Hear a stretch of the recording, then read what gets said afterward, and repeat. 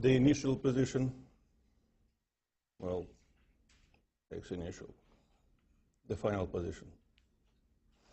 What if you have been moving in a very complicated way?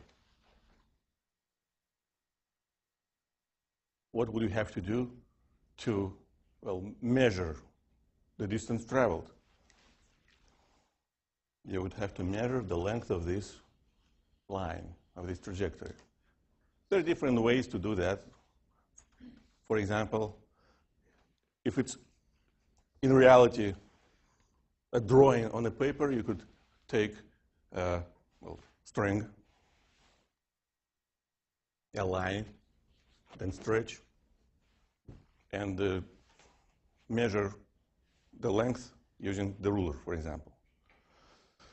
Or if it's a road and you're driving, you just look at odometer. That's what distance is. But your displacement, of course, is just from here to here. That's your displacement. So the magnitude of displacement, we can see clearly, might be different from the distance traveled. And to describe the displacement, we could use the angle. Normally we use some Greek letter like alpha, beta, gamma.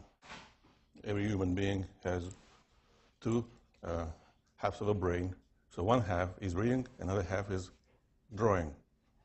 You walk 4 meters west. So there's an initial position and east-west. 1, 2, 3, 4. Now you're here. You're not jumping back. You make a turn and you walk 3 meters south. 1, 2, 3. That's your initial position. That's your final position. So please tell me, just anyone, distance traveled is equal to? Absolutely right. 3 plus 4. What about the displacement? You don't know yet because you don't see it yet. You have to finish the picture. You have to draw the displacement. You have to show it. And now, only now, when you look at this figure, it has a very specific shape. It looks like what? Like a right triangle.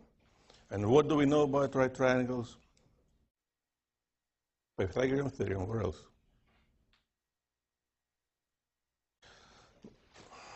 There's one word which answers this question. Everything.